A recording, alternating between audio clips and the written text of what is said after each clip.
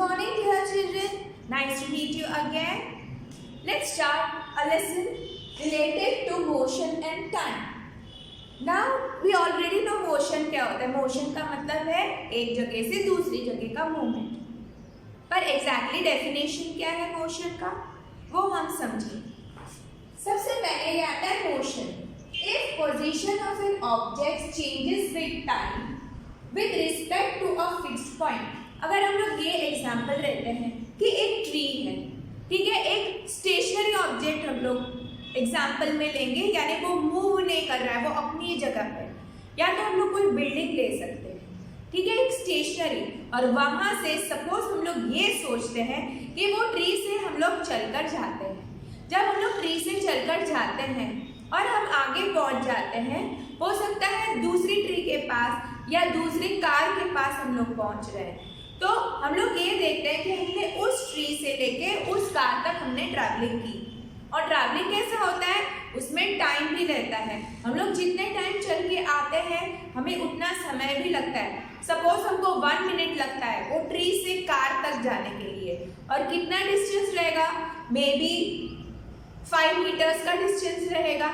तो हम डिस्टेंस भी कवर करते हैं और एट द सेम टाइम भी लगता है हमको जाने के लिए. और हमको कैसे पता चलेगा हम मोशन में हैं, जब हम वो ट्री को देखेंगे तो हमको पता चलेगा कि वो ट्री से हम लोग दूर आ गए हैं. वो ट्री से दूर आके हम कार के पास आ गए, यानी हमारा मूवमेंट हुआ है जबकि वो ट्री स्टेबल है.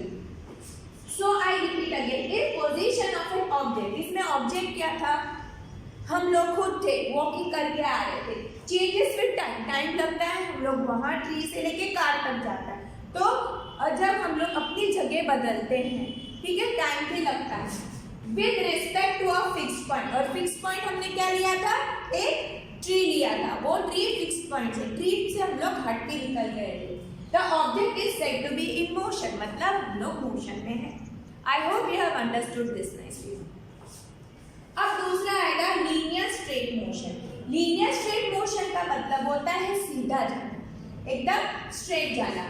Is the one dimensional motion along a straight line. जैसे एक बुलेट गाड़ी जा रही है, रेलवे ट्रैक पे ट्रेन जा रही है, तो हम लोग क्या बोल सकते हैं, वो स्ट्रेट लाइन में जा रही है, ठीक है. तो ये हो जाएगा लीनियर या तो स्ट्रेट लाइन मोशन, हम लोग उसको बोल सकते हैं. अब ओसिलेटरी या तो पीरियोडिक मोशन. ओसिलेटरी और पीरियोडिक मोशन यानी एक फिक्स पीरियड में वो होता है. रिपीटेड मोशन, वो मोशन बार बार होता है. In which an object repeats the same movement over and over, बार बार वो मूवमेंट रिपीट करता है. जैसे कोई एथलीट रन कर रहा है, ठीक है, तो ये to and fro motion oscillatory motion होता है.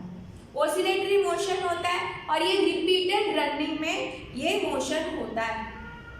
तो that is what oscillatory motion. दूसरा है स्विंग, यानी हम लोग जब झूला खाते हैं, हम लोग झूले में बैठते हैं, वो to and fro motion periodic motion हो जाता है. अब तीसरा बात करते हैं सर्कुलर मोशन. जैसे एक सर्कल ग्राउंड है और ग्राउंड में कोई प्लेयर भाग रहा है, वो सर्कल में भाग रहा है. So is a movement of an object along the circumference of a circle.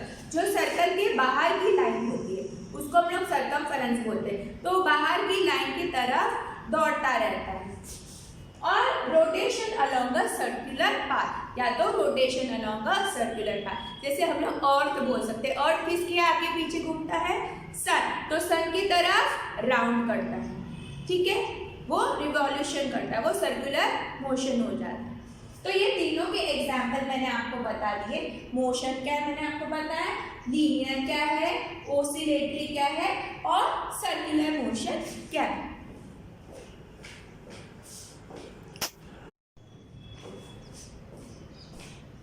Now how to decide whether the motion is slow or fast. अभी ये स्लो और फास्ट में हम लोग डिसाइड करेंगे. Some vehicle move faster than others. अब हम लोग देखते हैं व्हीकल जो होते हैं, हम लोग बैठते हैं, हम लोग ट्रैवलिंग करते हैं, हमको पता होता है कि ये व्हीकल फास्ट जा रहा है. Even the same vehicle may move faster or slower at different times. ये हमेशा कांस्टेंट स्पीड पे नहीं चलाते व्हीकल। कभी कोई दूसरी व्हीकल बीच में आ जाती है या ट्रैफिक सिग्नल आ जाता है बीच में, तो व्हीकल को स्लो भी करना पड़ता है। अगर स्पीड ब्रेकर आता है तो उसको स्लो करना पड़ता है।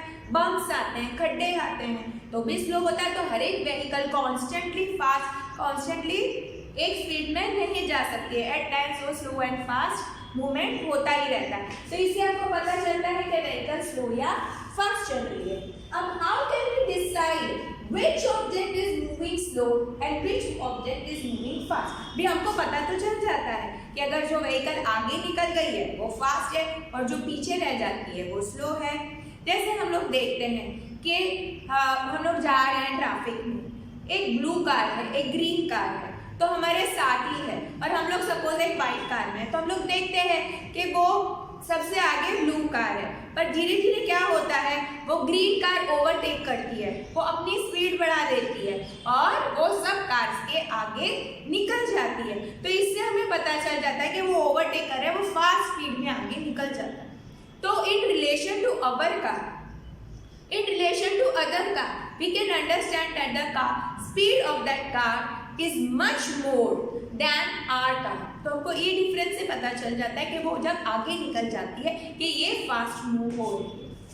If vehicles are moving on a road in the same direction, कैसे पता चलेगा? अगर हम लोग उसी लाइन पे जा रहे हैं, सेम डायरेक्शन पे जा रहे हैं, we can easily tell which one of them is moving faster। अगर वो ऑपोजिट डायरेक्शन में रहेगा तो हमको पता इतना नहीं चलेगा, एक कार यहाँ से एक कार यहाँ से जाए तो हम जज नहीं कर पाएंगे। लेकिन अगर सेम लाइन में ये दोनों कार जा रही है तो उसको जज कर पाना बहुत ही ईजी है कि कौन फास्ट है और कौन स्लो है।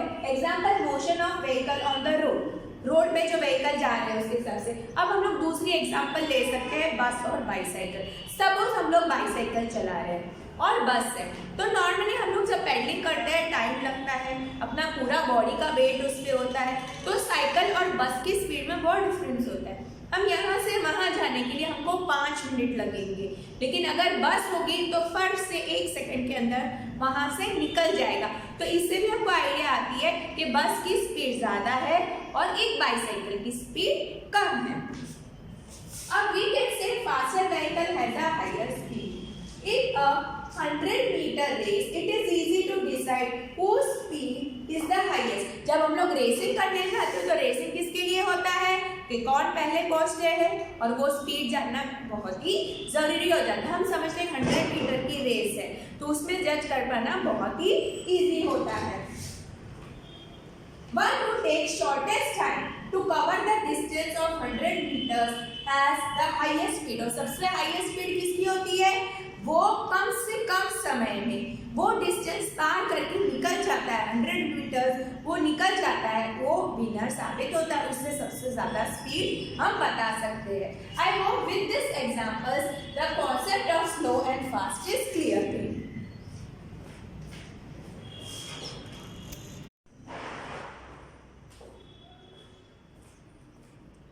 स्पीड के बारे में हम जानते हैं, speed is measured as the ratio of distance to the time in which the distance was covered। अभी स्पीड का मतलब क्या होता है कि उन्होंने कितना डिस्टेंस कवर किया और कितने टाइम में कवर किया, तो ये दोनों को हमको डिवाइड करना है। जब हम डिवाइड करेंगे तो हमको स्पीड का पता चलेगा। कोई फास्ट है कोई स्लो है व्हीकल, हमको कैसे पता चलता है कि उन्होंने कितना डिस्टेंस चले और कितने टाइम में। ज़्यादा डिस्टेंस कम टाइम में होता है तो हमको पता चल जाता है कि वो व्हीकल फास्ट है, या तो ज़्यादा टाइम लगता है तो हमको ये पता चल जाता है कि वो व्हीकल स्लो है।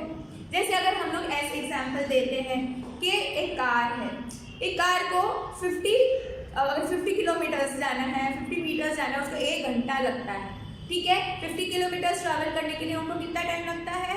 1 आवर लगता है। पर हम लोग ये नहीं बोल सकते कि हमेशा वो कांस्टेंट स्पीड रहता है, वो उसी में नहीं, स्टार्टिंग में हो सकता है कि वो कार स्लो हो और बाद में वो स्पीड पकड़ लेती है, और वो स्पीड पकड़ते हुए कभी स्लो होती है कभी फास्ट होती है, एकदम फास्ट चली जाती है। तो हम लोग एवरेज में देखते हैं, एवरेज कैलकुलेशन में ज़्यादातर हम लोग देखते हैं कि एक कार को 1 आवर लगता है 50 किलोमीटर्स को कवर करने। अब हम लोग टाइप्स ऑफ स्पीड्स के बारे में जानेंगे। तो सबसे पहला आता है यूनिफॉर्म स्पीड, यूनिफॉर्म यानी कांस्टेंट मेंटेन होता है। An object is said to be in uniform speed. हम लोग कब बोल सकते हैं कि एक ऑब्जेक्ट है, या तो हम हो सकते हैं, हम दौड़ सकते हैं, हम भाग सकते हैं, या कोई व्हीकल हो सकते हैं। When the object covers equal distances in equal time interval, यानी सेम उतना ही डिस्टेंस उतना ही टाइम इंटरवल में वो कवर करेगा। जैसे पहले वो 10 किलोमीटर जाएगी कार, कितने टाइम में जाएगी? 10 किलोमीटर, उसको लगेगा 15 मिनट्स। फिर वापस दूसरे 15 मिनट्स में वो और 10 किलोमीटर, फिर वापस 15 मिनट्स में वो और 10 किलोमीटर कवर करेगी। तो वो स्पीड कैसी रहेगी? यूनिफॉर्म, यानी टाइम भी सेम रहता है, डिस्टेंस कवर्ड भी सेम रहता है।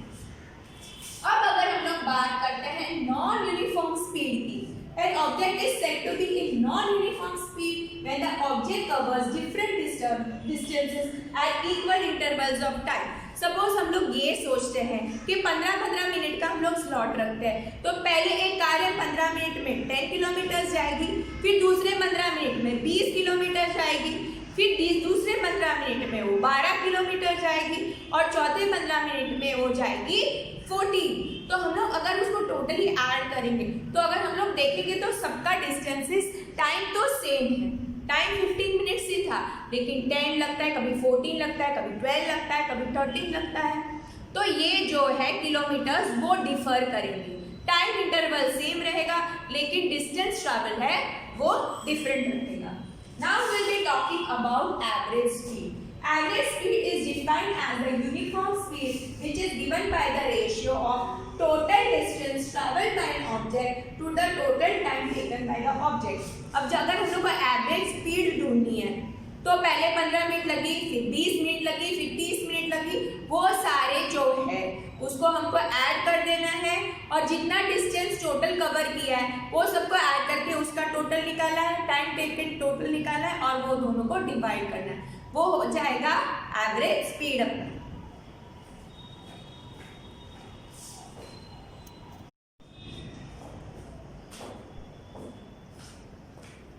अब पहले के जमाने में टाइम को मेजर कैसे करते, अभी हम लोग करेंगे measurement of time. In ancient the sun को कैसे पता करते थे?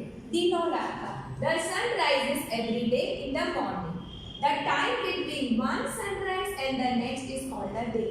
अभी कैसे डिसाइड करते थे वो लोग?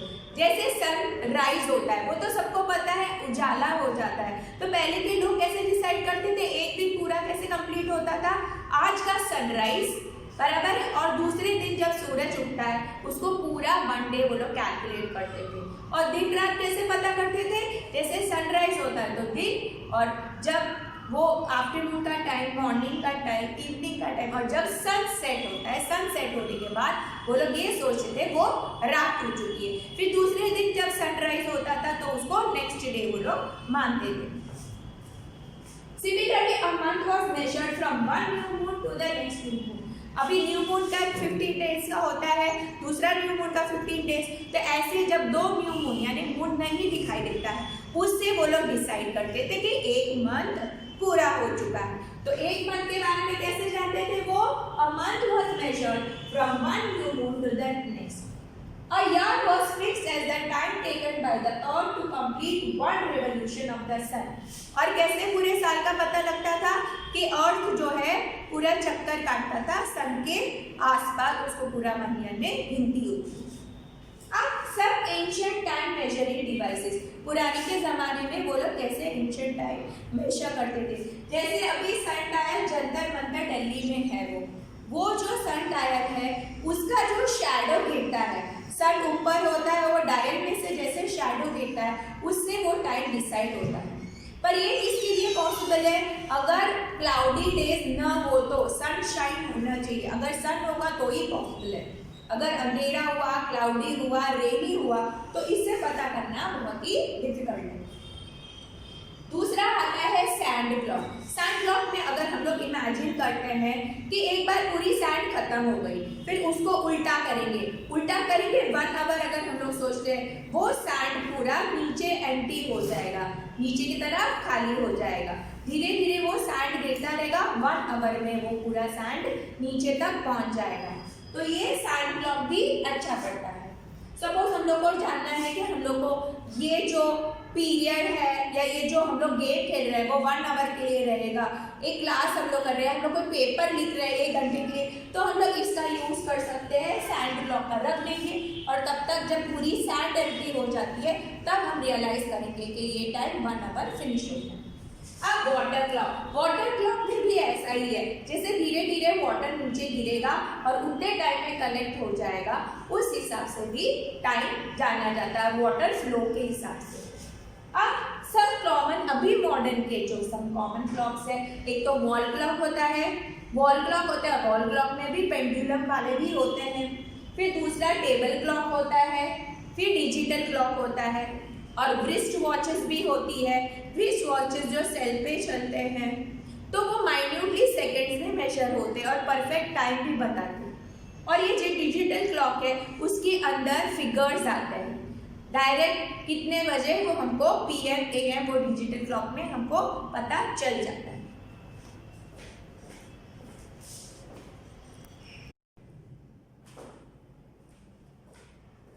सिंपल पेंडुलम, अब ये सिंपल पेंडुलम में होता क्या है? अ simple pendulum consist of a small metallic ball. यहाँ पे आपको दिखाई दे रहा है ये छोटा सा मेटालिक बॉल है, या तो आप पीस ऑफ स्टोन भी यूज कर सकते हैं। अभी उसको सस्पेंड किया गया है, सस्पेंड यानी लटकाया गया है from a rigid stand by a thread. Rigid stand का मतलब ये जो स्टैंड होता है वो मूव नहीं होगा और एक थ्रेड से लटकाया गया और नीचे हुक के अंदर ऊपर क्या है, एक मेटालिक बॉल हो सकता है या तो अ पीस ऑफ स्टोन। अभी the metallic ball is called the Bob of the pendulum, और ये मेटालिक बॉल है उसको बॉब बोला जाता है। इन द फर्स्ट फिगर, यानी ये जो फिगर है, ये पहला वाला जो फिगर है, in the first figure the pendulum is at rest. अभी यहाँ आपको दिखाई देगा कि पेंडुलम मूव नहीं हो रहा है, बस वो स्ट्रेट लाइन में हमने उसको सस्पेंड किया है यानी लटकाया हुआ है और वो इसी पोजीशन में। इस पोजीशन रेस्ट पोजीशन को मीन पोजीशन बोलेंगे, यानी जब वो आराम में होता है, जब भी बिल्कुल मूव नहीं करता है तो उसको मीन पोजीशन बोला जाता है। अब इसको हम मूव करेंगे तो अभी हम लोग सेकेंड डायग्राम में आते हैं और ये दूसरे फिगर में हम लोग देखते हैं कि ये बॉब का मूवमेंट है। इनिशियली ये ओ स्टेज पे है, ये ओ यानी मीन पोजीशन में। When the bob is released after taking it slightly to one side, अब हम लोग क्या करेंगे, उसको एक तरफ ले जाएंगे, एक तरफ यानी ये ए साइड में। It begins to move और फिर छोड़ देना है, उसको बार बार धक्का नहीं लगाना है। एक बार हमने यहाँ ओ से उसको इस तरफ ले गए, वन साइड ले गए, it begins to move to and fro।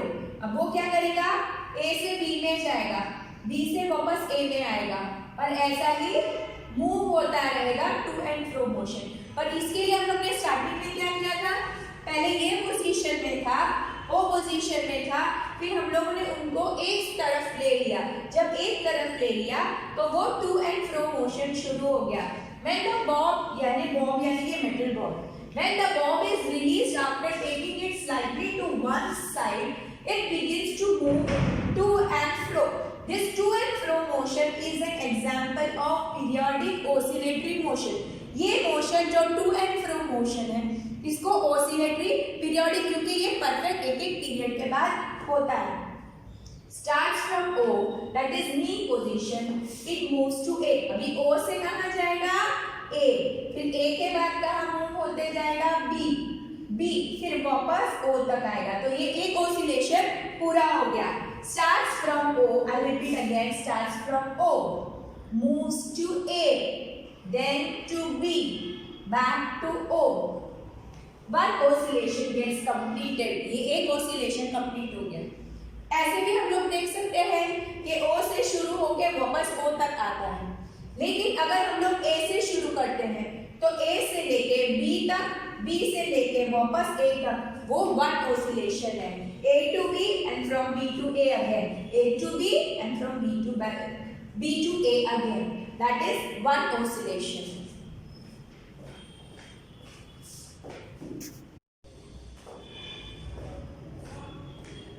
Now let's do one activity, और इसमें टाइम मेजर करना है हम लोगों को इस एक्टिविटी में कि ऑसिलेशन में कितना टाइम जाता है। For that we'll do one activity.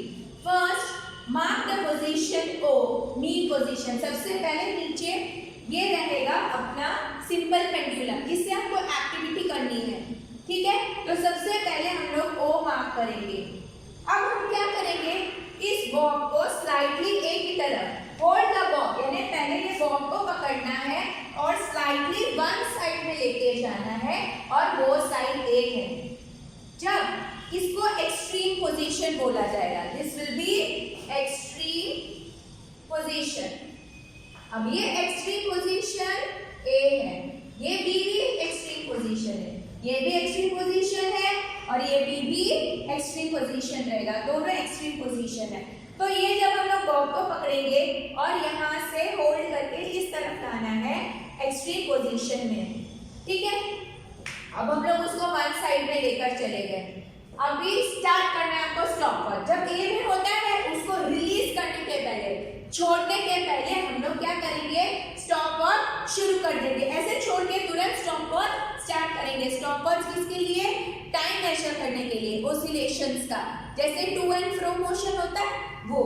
When the pendulum again comes to extreme position A, अभी यहाँ से ये extreme position से ये भी एक extreme position B है, तो पहले A से B जाएगा, फिर B से वापस A तक लौटेगा, वो हो गया वन oscillation। क्योंकि हमने मीन पोजीशन से हटा के उसको हाथ से A तक लेकर गए, उसको हम लोगों ने पुश नहीं किया, हैंड से ले गए थे, फिर यहाँ से रिलीज किया, यानी A से B और B से A तक आएगा, वो अपना वन oscillation रहेगा। When the pendulum again comes to extreme position A, consider one oscillation is completed. Keep counting the number of oscillations. अब हमको oscillations, जो number of oscillations है उसको काउंट करना है। हमको कहाँ तक काउंट करना है, 20 oscillations। जैसे 20 oscillations होते हैं हम स्टॉप वॉच को बंद कर देंगे। After 20 such oscillation, 20 oscillation यानी A से B से वापस A आ रहा है, A से जाके B से वापस A में पहुंचेगा। ऐसे हमको 20 oscillation 1 2 3 करके काउंट करना है 20 तक। जब 20 हो जाता है स्टॉप वॉच को स्टॉप कर देना है। After 20 such oscillation, stop the stopwatch and note down the time. अब हमको स्टॉपवॉच में टाइम देखेंगे, हम लोग नोट करेंगे, स्टॉपवॉच बंद करेंगे तो हमको पता चलेगा कि 20 oscillation में कितना टाइम गया। Taken by the pendulum to complete 20 oscillation. अब हमको exactly पता चलेगा कि 20 oscillations के लिए कितना टाइम जाता है। Repeat time interval divided by 20. जितना टाइम लगता है उसको हम लोग 20 oscillation से डिवाइड करेंगे और हमको उसको नोट डाउन करना है।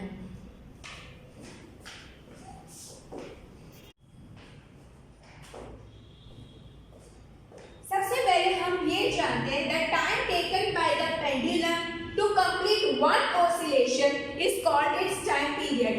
यानी extreme A से B, B से वापस A, वो होता है उसका टाइम पीरियड, एक oscillation का टाइम पीरियड। तो हम लोगों ने इसमें ये क्या किया था, ये एक्टिविटी में to determine time period of a simple pendulum, हमने ये ही किया था। तो अब पहला, जब 20 oscillation हम लोगों ने पहली बार किया तो रीडिंग क्या आया, 42 सेकेंड्स लगे। 20 कंप्लीट करने के लिए कितना लगा, 42 सेकेंड्स लगा। अभी 42 को हम लोगों ने 20 से डिवाइड किया तो आंसर आया 2.1 सेकेंड। तो उसका टाइम पीरियड क्या था वन ऑसिलेशन का, 2.1 सेकेंड। अब सेकेंड टाइम जब हम लोगों ने किया तो 41 सेकेंड्स लगे और जब 41 सेकेंड्स लगे हमने उसको डिवाइड किया 20 ऑसिलेशन से, तो वन ऑसिलेशन का 2.05 सेकेंड आया।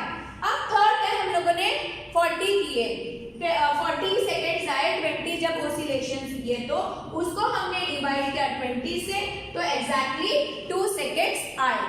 तो एक the time taken by pendulum to complete one oscillation is called its time period, और हमने इस एक्टिविटी में ये टाइम पीरियड ढूंढा।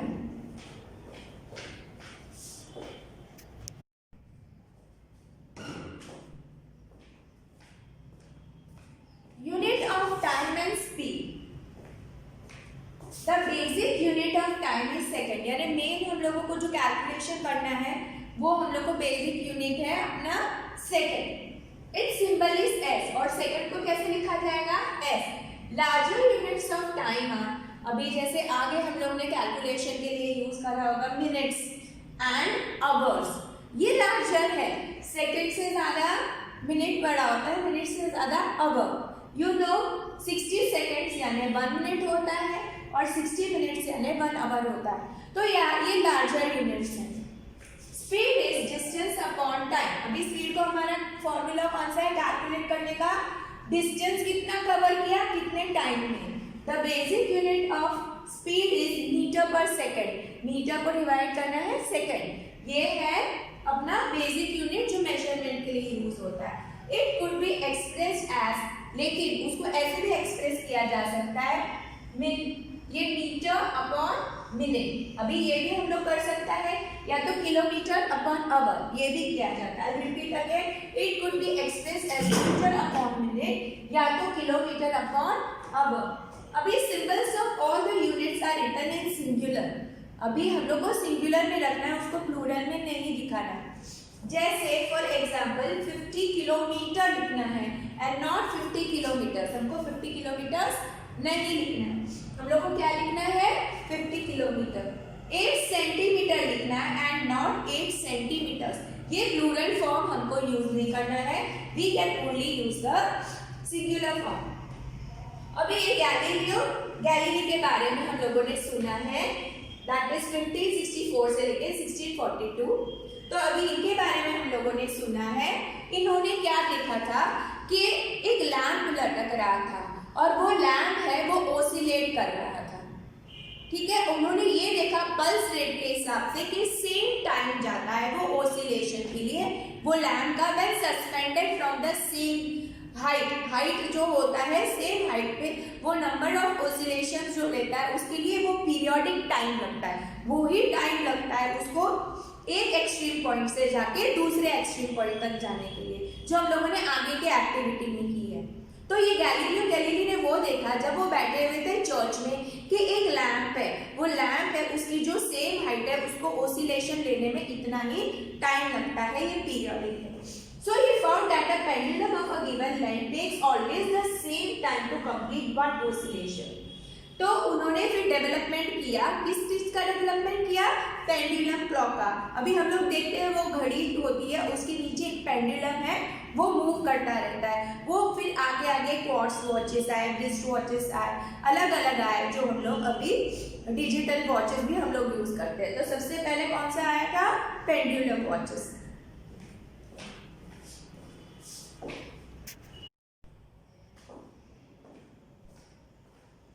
अभी क्लॉक्स जो है वो मेजर कर सकते हैं, एकदम छोटे से छोटे यूनिट ऑफ टाइम को भी मेजर कर सकते हैं, जिसके बारे में आपको जानकारी नहीं है।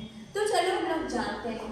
Clocks that measure small time intervals are used for scientific research. कोई भी नई साइंटिफिक रिसर्च करने तो बहुत छोटे से छोटे टाइम का महत्व होता है, तो वो इम्पोर्टेंस होता है। इसके लिए इन्होंने एकदम ही छोटी सी स्मॉलेस्ट टाइम इंटरवल को वो लोगों ने ढूंढा है और वो साइंटिफिक रिसर्च में वो लोग यूज करते हैं।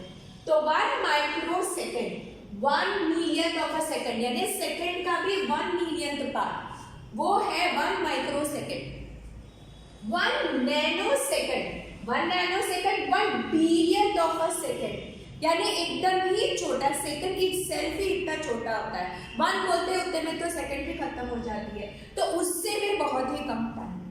Time measuring device used in sports can measure time intervals that are 1/10 or 100 of a second. अभी हम लोगों ने स्पोर्ट्स में देखा है, कंपटीशन में जीतने में एकदम पास में होते हैं, तो हमारे समझने में नहीं आता है कि सही में कौन जीता है कौन हारा है, और कैसे हमको पता चलेगा कौन जीता है कौन हारा है? जब सबसे छोटी सेकंड भी हमको पता चलेगा, इतना सा भी वो लोग के बीच में डिफरेंस होगा, तो हार जीत का पता चल जाता है। तो ये स्पोर्ट्स रिलेटेड है। Times of historical events are stated in terms of century और मिलेनियम, जबकि हिस्टोरिकल इवेंट्स को हम लोग कैसे मेजर करेंगे? सेंचुरी और मिलेनियम से। The ages of stars and planets are often expressed in billions of years. ये years में मेजर किया जाता है।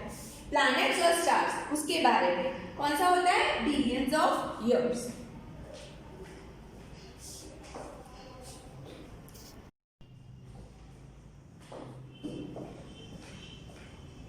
लेट्स डू वन एक्टिविटी, और वो एक्टिविटी है measuring speed of the ball. अभी स्पीड मेजर करना है हमारे बॉल का, और ये अपनी एक्टिविटी है। To find the speed of the ball moving along the ground. अभी हम लोग को जमीन में जो बॉल मूव कर रहा है उसकी स्पीड हमको जाननी है। सबसे पहले हम लोग को क्या मटेरियल्स चाहिए, बॉल और स्टॉप वॉच। स्टॉप वॉच किसके लिए, टाइम जानने के लिए कि बॉल की स्पीड कितनी है। ड्रॉ अ स्ट्रेट लाइन, सबसे पहले क्या करना है, ये एक स्ट्रेट लाइन बनानी है। And stand 1 to 2 metre away.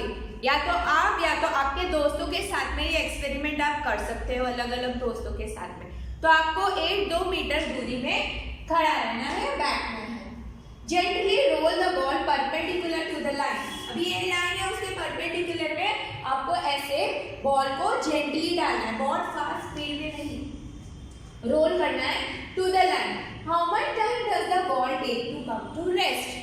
अभी कैसे आएगा, देखो हम लोगों ने बॉल को फेंका, ठीक है। जब हम लोग बॉल फेंकते हैं तो टाइम लगता है। Note the time the ball crosses the line. ये बॉल जब क्रॉस करता है ये लाइन को, और वो जब रुक जाता है, वो टाइम हमको देखना है। Time does the ball take to come to rest, कब वो आराम पे आता है और कब वो लाइन क्रॉस करता है। नोट द टाइम, उसको नोट करना है। The ball crosses the line and time it comes to rest. अभी इसको अगर हम लोग को मेजर करना है तो हम लोग स्केल नहीं तो मेजरिंग टेप का भी इस्तेमाल कर सकते हैं।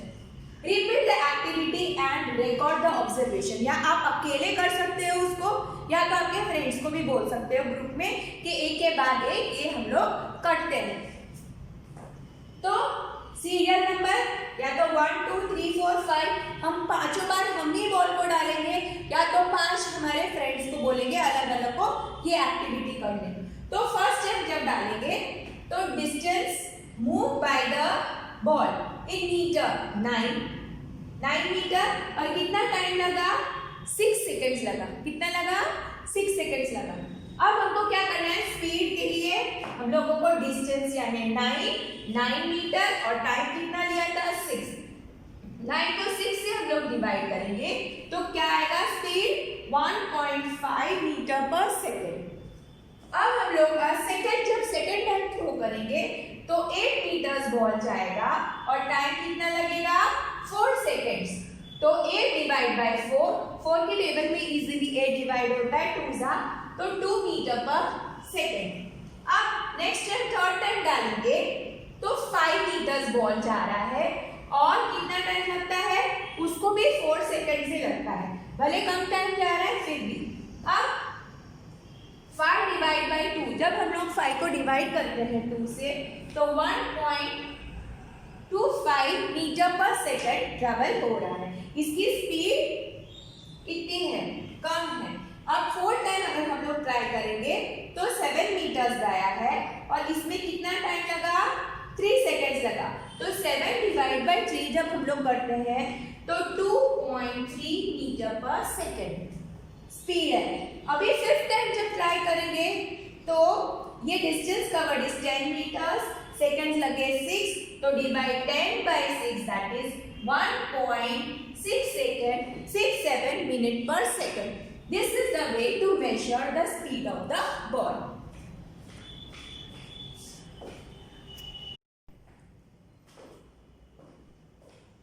स्पीडोमीटर, आपने स्पीडोमीटर देखा होगा। एक स्पीडोमीटर और ओडोमीटर व्हीकल्स के ऊपर होता है। Speedometer, a meter is fitted on the top of a scooter, motorcycle or dashboards of car, buses and other vehicles. आपने देखा होगा एक मीटर जैसा होता है जो स्पीड बताता है, वो स्कूटर के ऊपर होता है, मोटरसाइकिल के ऊपर होता है, और जो डैशबोर्ड्स होते हैं बस के, कार के, व्हीकल्स के, वहाँ ये स्पीडोमीटर होता है। Note that one of the meter has kilometer per hour written at one corner. एक कॉर्नर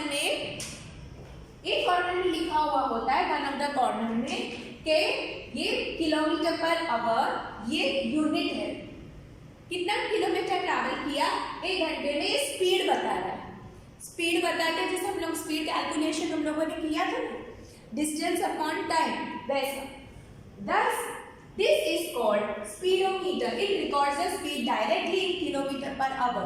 ये डायरेक्टली एक आवर के अंदर कितना किलोमीटर हम लोग ट्रैवल करते हैं उसके बारे में हमारी स्पीड बताता है. That is speedometer. अभी ओडोमीटर. ओडोमीटर में हम लोग डिस्टेंस ट्रैवल्ड, जब हम लोग एक व्हीकल खरीदते हैं तब ऐसा होता है कि कितना डिस्टेंस ट्रैवल किया मेरे व्हीकल में आज तक, तो आपको किसमें पता चलेगा? ओडोमीटर में. There is another meter that measures the distance moved by the vehicle. वो व्हीकल ने कितना डिस्टेंस कवर किया है उसके बारे में दिया जाता है. This meter is known as odometer और इस मीटर को बोला जाता है ओडोमीटर. अब डिस्टेंस टाइम ग्राफ के बारे में हम लोग अब आगे लर्न करेंगे. Reading of the odometer of the bus after every 30 minutes to the end of the journey.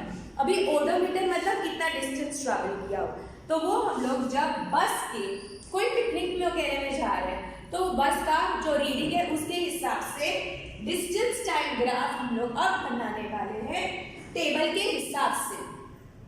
Plotting a distance time graph. Now we will learn plotting of distance time graph.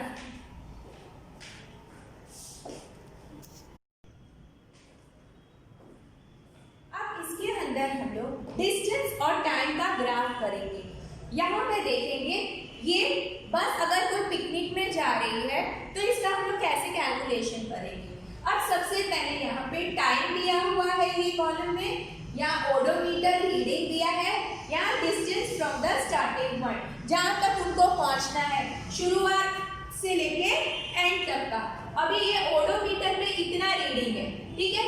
अभी बस जो है पहले बहुत travel कर चुकी है, direct zero से नहीं. ये बस ने अब तक कितना ट्रैवलिंग किया होगा? बहुत सारा ट्रैवलिंग किया होगा. पर बस जब शुरू होती है तो जब स्टार्टिंग पॉइंट होता है बस का तभी नोट किया जाता है कि इतना ओडोमीटर रीडिंग है 36,550 किलोमीटर. अब इसने कुछ भी ट्रैवलिंग अब तक नहीं किया है, बस अभी सिर्फ स्टार्टिंग पॉइंट में है. तो कितना किलोमीटर है? 0 किलोमीटर. और कितने बजे उसका 0 किलोमीटर था? 8 बजे. अब 8 बजे bus is just going to start, ठीक है. अभी स्टार्ट नहीं हुई है तो यहाँ पे 8 बजे का 0 इनिशियल पॉइंट. और किलोमीटर क्या बता रहे हैं ओडोमीटर में? 36,540. यानी अभी ये रीडिंग में बस शुरू नहीं हुई, अब धीरे धीरे बस शुरू होगी. तो अब टाइम क्या हुआ? 8:30 बजे, 8:30 हुआ, यानी हाफ एन आवर वो बस ने ट्रैवलिंग किया. तो स्पीड क्या हो गई अपनी?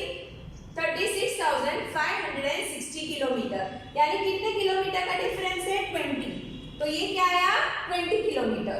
अब उसने 20 किलोमीटर का ट्रैवलिंग किया तो यहाँ 8:30 बजे कितना हुआ? 36,560 किलोमीटर उसने ट्रैवल किया. यानी कितना किलोमीटर ट्रैवल किया ने? ये दोनों का डिफरेंस अगर हम लोग देखेंगे तो 20 किलोमीटर.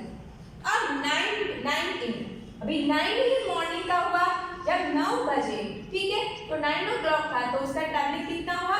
यहाँ पे हम लोग कैसे डॉट डालते जाएंगे. एक तो यहाँ से ये रहा आपका x एक्सिस, ये रहा आपका y एक्सिस. तो this is supposed to be your x axis and this is your y axis. अब यहाँ पे अगर आप देखोगे तो 9 o'clock में उन्होंने कितना ट्रैवल किया? 36,580 किलोमीटर. अब अभी इसके अंदर कितना डिफरेंस बताएगा? 40 किलोमीटर. यानी इनिशियल पॉइंट से लेके उसने कितना किलोमीटर कवर किया? 40 किलोमीटर कवर किया. लेकिन ये दोनों के डिफरेंस देखो, सिर्फ 20. ये कांस्टेंट स्पीड पे जा रहा है, 20 किलोमीटर के कांस्टेंट स्पीड पे जा रहा है. आधे घंटे में उसने 20 किलोमीटर कवर किया. अब और आगे आधा घंटा हम लोग बढ़ते हैं 9:30 AM. अभी 9:30 AM इधर टाइम किया हुआ है और उसका रीडिंग है 36,600 किलोमीटर. ये रहा 36,600 किलोमीटर. तो इसका यहाँ पे ऐसा आएगा, ठीक है. तो ये भी कांस्टेंट स्पीड में है. अभी 40 से लेके कितने तक हुआ? 0 से लेके 60 किलोमीटर ट्रैवलिंग हुआ है. लेकिन अगर हम लोग हर एक पॉइंट पे अगर हाफ एन आवर का डिफरेंस देखेंगे तो 20 कांस्टेंट स्पीड है, इसका स्पीड कांस्टेंट है. अब हम लोग 10 AM का देखेंगे तो अगर 10 AM का रहेगा तो कितना आता है? 36,620 किलोमीटर होता है. कितना आता है? 36,620 किलोमीटर. अब इनिशियल पॉइंट से लेके कितना और हमने बस में ट्रैवल किया 80 किलोमीटर। तो यहाँ पे 10 और यहाँ पे 36,620 किलोमीटर। पर ये एकदम कांस्टेंट जा रहा है, एक स्ट्रेट लाइन में जा रहा है। ये जो डिफरेंस है उनका भी कांस्टेंट जा रहा है, क्योंकि इसका जो ट्रैवलिंग का है किलोमीटर्स, उतना ही किलोमीटर्स हर एक हाफ एन आवर में उसने कवर किया।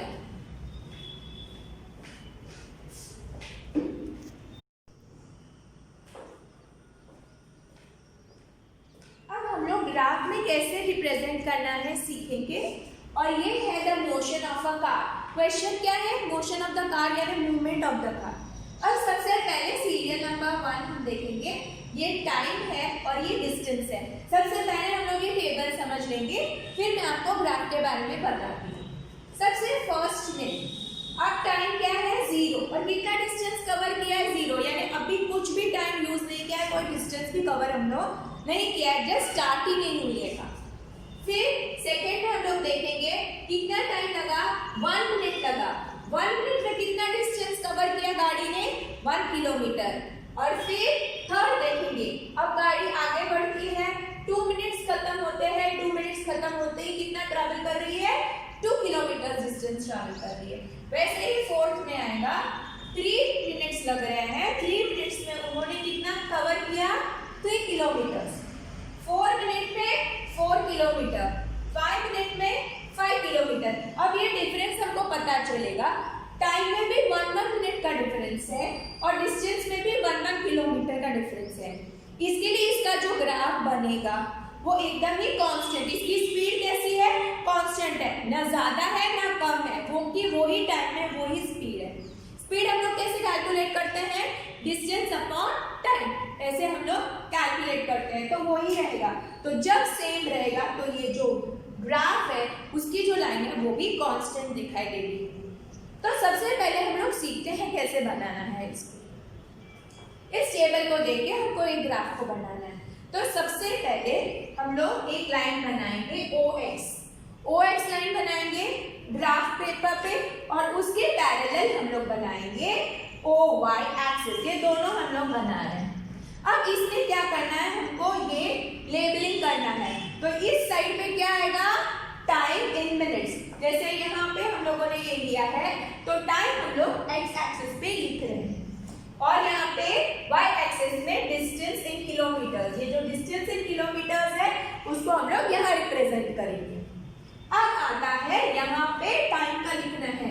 जैसे टाइम 0 यहाँ से शुरू हो रहा है, 0, ठीक है, ये टाइम है। 1 minute, 2 minute, 3 minute, 4 minute, 5 minute, 6 minute. ये एक एक बॉक्स के अंदर हम लोग इक्वली लिख रहे हैं।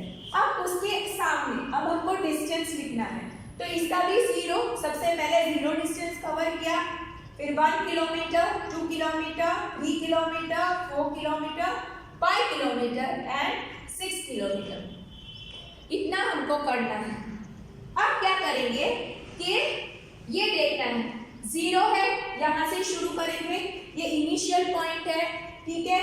अब यहाँ 0 है तो 0 पर ही है, अभी तक स्टार्ट नहीं हुआ है। अब क्या करना है? हमको ऐसे लाइन बनाना है, जैसे 1 मिनट में यहाँ से हम लोग ऐसे लाइन ले जाएंगे और यहाँ से हम लोग ऐसे लाइन ले जाएंगे।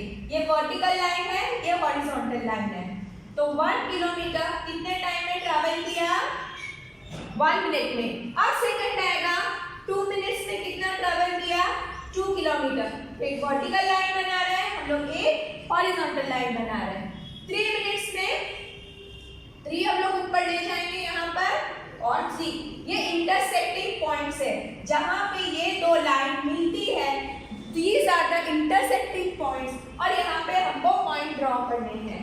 अभी 4 मिनट्स में 4 किलोमीटर हमने यहाँ पे एक डॉट बना दिया। 5 मिनट्स में 5 किलोमीटर। अब ये दो लाइन यहाँ पे इंटरसेक्ट हो रही, यहाँ पे मीट हो रही है, तो ये लाइन जो रहेगी इस तरफ से, तो यहाँ पे डॉट कर दिया।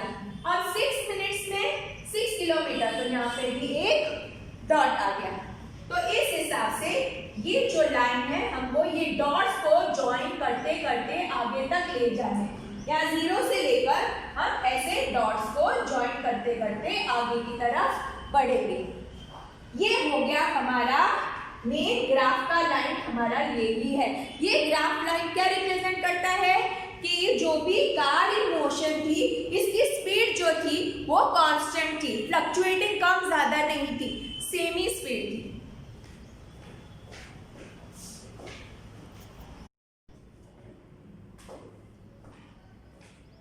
Let's solve the sum. Question number 3. A simple pendulum takes 32 seconds to complete 20 oscillation. अभी कितना सेकंड लगा उसको? टाइम टेकन कितना है? 32 सेकंड। ओसिलेशंस कितना है? ओसिलेशन का मतलब है एक बार एक्सट्रीम A टू B, फिर वापस B टू A, वापस A में रिटर्न करना है, वो 1 ओसिलेशन। तो वैसे 20 ओसिलेशन है। What is the time period of the pendulum? अब टाइम पीरियड क्या है पेंडुलम का?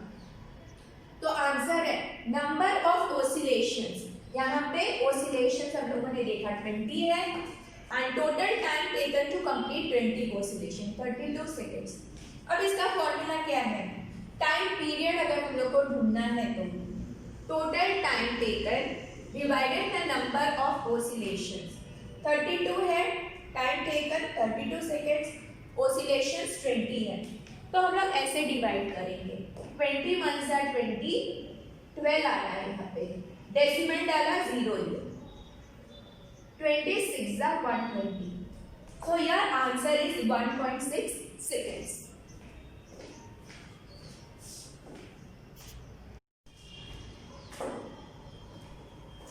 Question number 4. The distance between two stations is 240 kilometre. अभी डिस्टेंस क्या है दो स्टेशन के बीच में? 240 kilometre.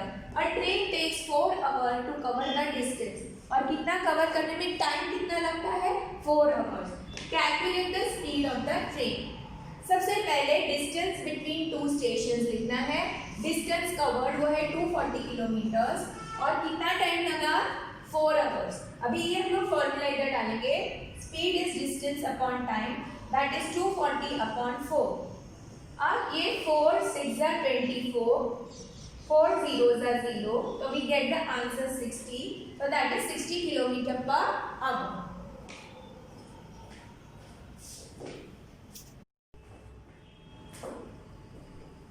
Question number 5. Question is the odometer of a car. odometer है ना, आपको पता है वो डैशबोर्ड के ऊपर डिस्टेंस का वो आइडिया आता है, रीडिंग आता है, वो reads 57,321 kilometre when the clock shows the time 8:30. अभी 8:30 बजे इतना रीडिंग था 57,321 किलोमीटर। अब वो आगे ट्रैवलिंग करता है। What is the distance moved by the car if at 8:50 AM the odometer reading has changed to 57,336 kilometre. अब ये 8:30 से लेके 8:50 तक ट्रैवलिंग किया, 20 मिनट्स जो ट्रैवलिंग किया उसमें वो इतना किलोमीटर आगे गया, ठीक है। Calculate the speed of the car, kilometre पर मिनट में भी करना है, और during this time express the speed in kilometre per hour, दो करना है। तो इसमें पहले 3 थिंग्स करना है, डिस्टेंस कवर्ड भी ढूंढना है, फिर किलोमीटर पर मिनट में भी स्पीड को करना है, किलोमीटर पर आवर में भी करना है। तो सबसे पहले distance answer, distance covered by a car.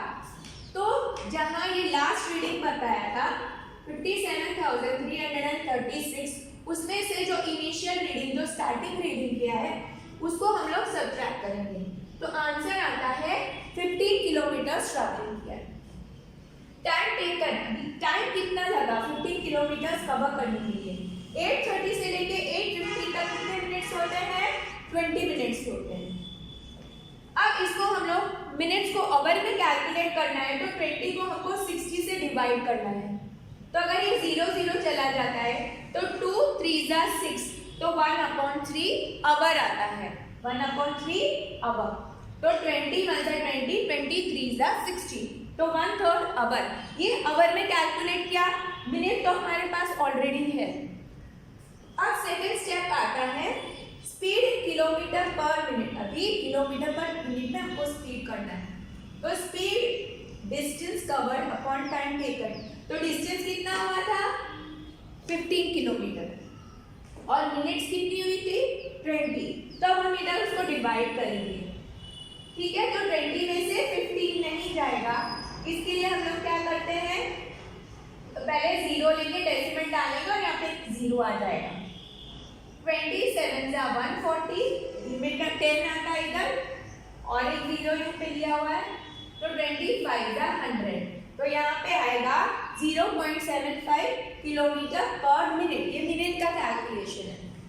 Kilometre per hour में speed again distance upon time, distance कितना है 15 किलोमीटर और आवर में कितना है 1/3 आवर, यहाँ पे हम लोगों ने कैलकुलेट किया था वो। तो अब क्या होगा, ये ऊपर चला जाएगा, 3 जो है ऊपर चला जाएगा, 1 मिनट पे रहेगा, 1 आवर मिनट पे रहेगा, किलोमीटर्स यहाँ गया 15 इंटू 3, 53 जा 45, तो 45 किलोमीटर पर आवर, यानी हमने तीनों तीन चीज ढूंढ ली।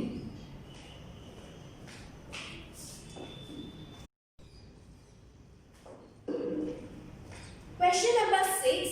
Salma takes 15 minutes from her house to reach her school on a bicycle.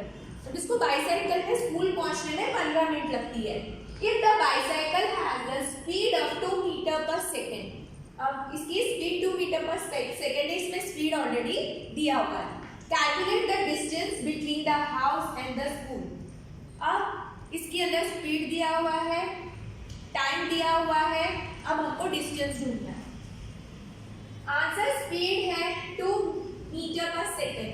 अब इसके अंदर हम लोग को क्या करना है, time taken that is 15 minutes, अभी इसको हमको सेकेंड्स में करना है, तो 15 इंटू 60 तो आएगा 900 सेकेंड। अभी इसको कन्वर्ट किया है हम लोग ने मिनट में से सेकेंड, अभी 1 मिनट यानी 60 सेकेंड्स, इसके लिए हम लोगों ने इसको कन्वर्ट किया है। Now distance will be speed into time. ये जैसे ये वाला था हमारा स्पीड रिलेटेड, स्पीड का मतलब है डिस्टेंस अपॉन टाइम, पर हमको ये दिया हुआ है ऑलरेडी, हम लोगों को स्पीड दिया हुआ है, ये भी दिया हुआ है, टाइम भी दिया हुआ, अब हमको डिस्टेंस ढूंढना है, ठीक है। तो जब हम इसको यहाँ ले जाएंगे, टाइम को और स्पीड को मल्टीप्लाई करेंगे तो हमको डिस्टेंस मिल जाएगा। So speed into time is 2 into 900, that is 1800 meter, यानी ये आया 1.8 किलोमीटर। अभी मीटर टू किलोमीटर अगर हमको करना है तो हमको 1 किलोमीटर इक्वल टू 1000 मीटर, इसलिए हम लोगों ने 1000 से डिवाइड किया है और आंसर आएगा 1.8 kilometre.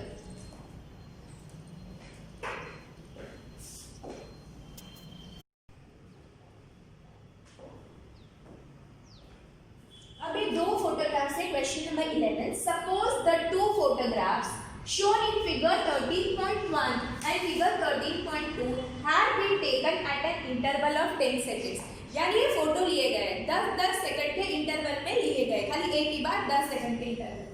If a distance of 100 meter is shown by 1 centimeter, अभी ये बोलोगे ना यूनिट क्या लिखा है, अगर कार पिक्चर में आपको 1 सेंटीमीटर ट्रैवल करती हुई नजर आती है तो रियल में उसका मतलब है 100 मीटर उसने ट्रैवल किया है।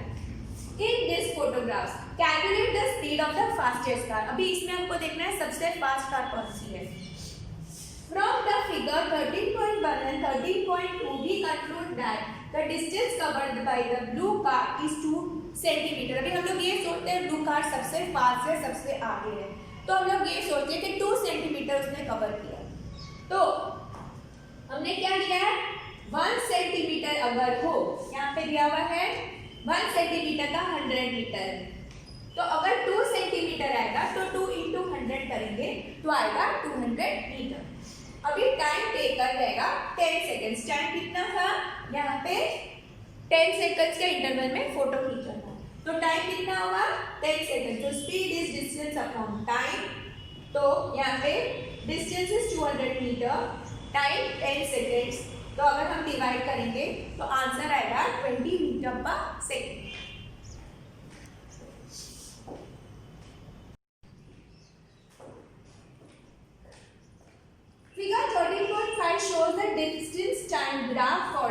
motion of two vehicles A and B. Which one of them is moving faster?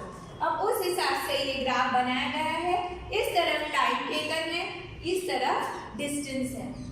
अब ये जो वेहिकल है, जैसे डिस्टेंस बढ़ते जाता है, जैसे हम लोग बोलते हैं 10 किलोमीटर, 20, 30, 40, 50 ऐसे, और यहाँ पे टाइम टेकन विल बी यहाँ पे ले लेते हैं 5 मिनट्स, 10 मिनट्स, 20 मिनट्स, ऐसे करके अगर हम लोग ले रहे हैं तो यहाँ पे क्या होगा, ये ज्यादा डिस्टेंस ट्रैवल किया है, क्योंकि ये वाला जो है ए वेहिकल है वो इसके भी ऊपर की तरफ है, यानी ज्यादा डिस्टेंस कवर कर रहा है और टाइम भी कम ले रहा है। तो vehicle A is travelling longer distance than vehicle B in lesser time, कम टाइम में ज्यादा ट्रैवल कर रहा है।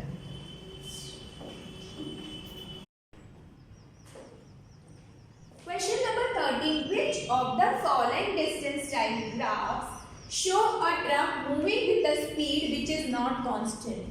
अभी इसमें से ये जैसे नंबर 1 है,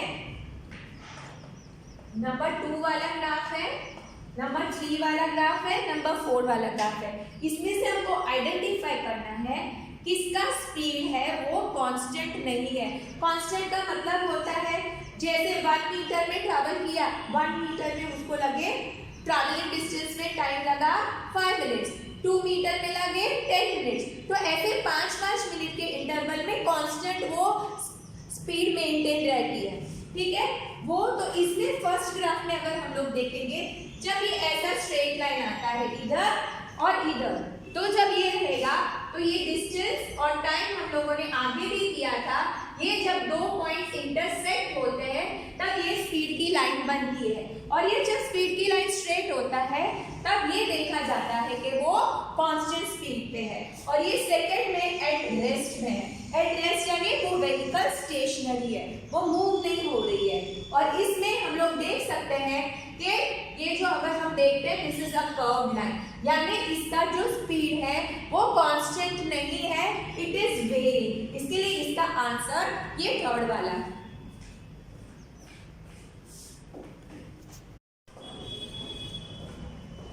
Dear children, I hope you understood this lesson, motion and time very nicely. I hope you will go through this video. Meet you next time.